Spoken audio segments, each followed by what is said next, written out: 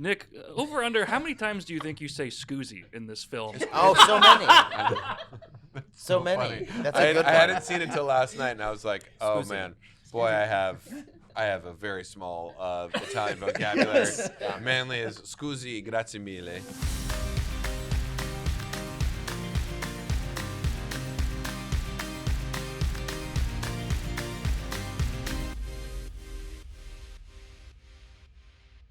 I want to get started by asking Brian and David, but really this could be for anybody. This is, I will call it, I had a chance to see it, I'll call it a particularly twisty movie, maybe almost neatly split in half in an interesting way. With that in mind, what would you like to tell someone who's never seen it about it? I'm gauging your spoiler response, essentially. Nick, go for it. Oh, really? My little tag that I think when we read it, when Andrew and I both read it, and David and Brian had written this movie that was about a married couple who go to Italy for their anniversary. They're about to adopt. They're trying to adopt their first child, and then insanity ensues. And then I think I recently came up with that it's eat gay blood. Yeah. Does that seem fair? I'm into it. Thank you. great? You heard it here first, Yeah. or second, but still, yes. Yes. Yeah.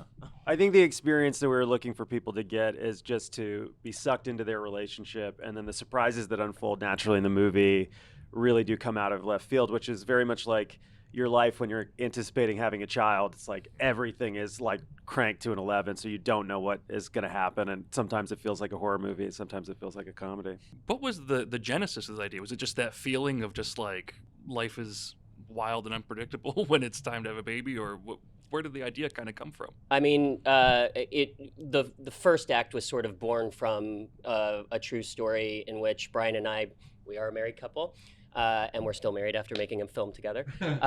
We did go on a trip to Italy prior to adopting our child, and on the night of our 10th anniversary, Brian directed me off the side of the road, and we wound up in a ditch, and then found our way to this little lady's house, and were quite scared, even though they were absolutely and utterly lovely to us. And we shared that experience with a bunch of friends, and everybody claimed it to be a horror film, so we turned it into one. I'm delighted to hear it gets that far into the plot. Yeah, pretty far. It's pretty far. That's like 50 minutes of content. Yeah. Nick and Andrew, what was it like building chemistry with each other? Like, I know you've worked together previously. Oh, with it was Big a Mouth, slog. Yeah. Trying to find anything to latch onto with this. 4. It's just really a testament to Nick's acting that we did this. Well, we got to sort of skip ahead a little bit because we have been friends for a long time, and have worked together. So this was the first time of we've played lovers. But because we were friends, there was sort of a shorthand with each other, which I think made it much easier to sort of to jump into this. And from the second that I read it, and I think from you read it too, like we sort of knew that the other one was also being asked to, that I knew that Nick was also being asked to do this. So it was, I just never didn't read it with Nick in mind. So yeah. And I never read anything and without he didn't read Andrew it in mind. And I didn't read sorry. it. So I I didn't- just explained to him what when the it story was read to me. Yeah. Because By I your don't- son. He doesn't read. By my son, I have a very small child who reads at a much higher level than I do. When he read it to me, I thought this could work. Yeah. This I could be can good. learn. I could phonetically learn how to say these words. Yeah. Which is weird that I don't know how to read, but I do learn phonetically. It was great to watch them together all the time because I've never seen it's like just too dry, or like they just made each other laugh the entire time. Yeah. After like 6 weeks of night shoots, they're still making each other laugh. It was like a testament to their professionalism. For anybody who hasn't seen it yet, it literally, they're on screen and with each other for 99% of the film, and so it was just so great to have them both be that for 6 weeks straight, just always on par with each other. It was great. And then for Morgan and Eleonora, like, what is it like portraying a role in which you know what you are literally saying, but there's an element of misunderstanding and so two very confused faces to play off of. What was that like for you guys? For me, it was very funny and unpredictable because I tried to learn English in order not to have those situations. But yeah, it was very funny to be in another situation very different from what I usually have. But I kind of had a sneak peek in Japan, so it was very difficult, and you don't know what to say, and you don't know how to say it, and yeah, this was very funny. I mean, I guess as the only real Italian in the movie, I guess I had a sort of different experience, which was just feeling like, no, like really they couldn't understand me.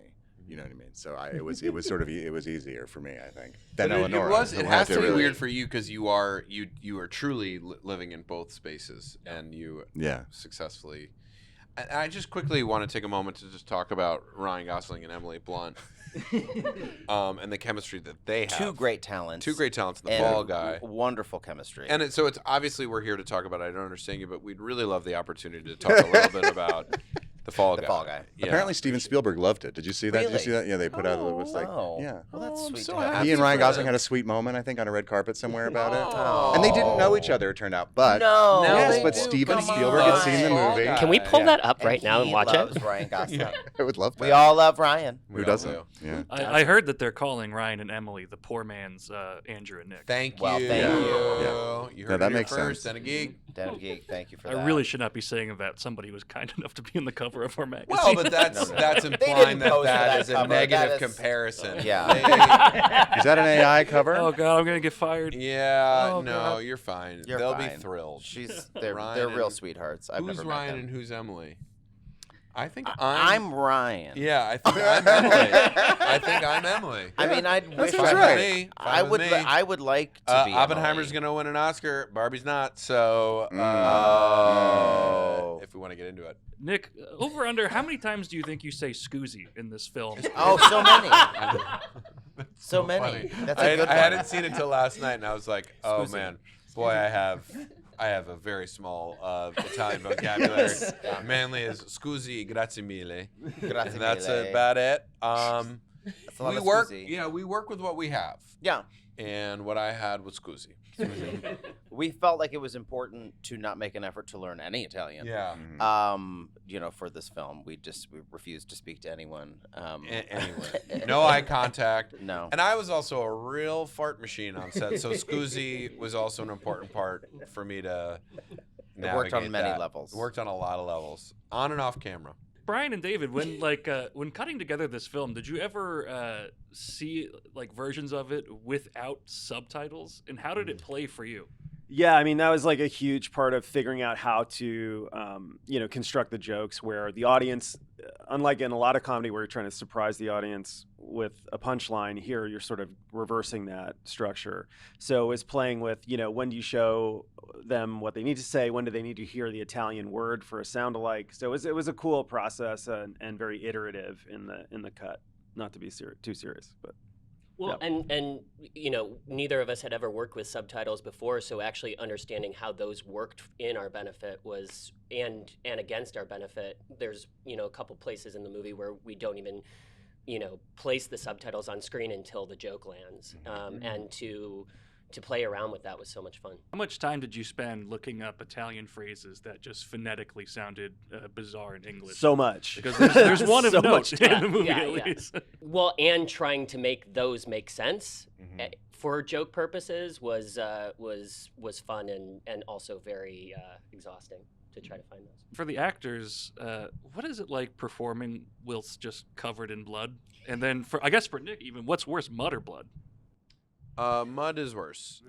Getting covered in the mud, like there was a lot of blood and mud and rain and stuff. And again, it's when you read a movie, you're like, oh my God, this is going to be so funny. And then when you're in it at like 3:30 in the morning, the mud was kind of brutal because we did it a few times and Andrew and I were wearing wetsuits under the outfit because, we'd be rained on and then you'd be in the take for a long time. So it's cold. So you'd have wetsuits on. But when I get super sprayed with mud from the car and I kept being cold. I was like, I didn't understand until I got to my dressing room at the end of the day and took off my wetsuit and realized that the mud had gotten underneath the wetsuit. And so I was just like, and the wetsuit just sort of kept the mud like cold and wet in my suit. So what I'm saying is it's so hard to be an actor. You guys have no idea how I do have hard a it great is. photo of you covered in that mud, and steam is rising off of your Yes. body because it was so cold, and he was. Yeah. It's a good photo. He It is a looks good like photo. he's Miserable. miserable. Mhm.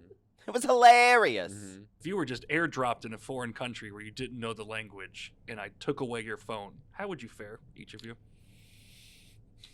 It's a real throwback to to simpler times without cell phones, right? 'Cause now Depends on the it's- country. Yeah. Mm. You know? I when I was in my early 20s went to was in Moscow, and that was near impossible to get around without speaking the language and not having Yeah. like an alphabet to hang on to, or I didn't. I mean, I am alive, but it wasn't fun. I didn't do well. I mean, No. you do work for Putin now. You are a Putin. plant. Putin. I don't remember the rest of my Yeah, time which there. intelligence agency is it, But- Andrew? Well, I guess when I was dropped into Afghanistan with the rest of my SEAL Team 6 brothers to get Bin Laden, I can't talk about the rest of it. No, but we got but you did. You guys well. did great though. thanks. Oh my God. All right. I'll just, I'll cut it there. I think we're all set. Fantastic.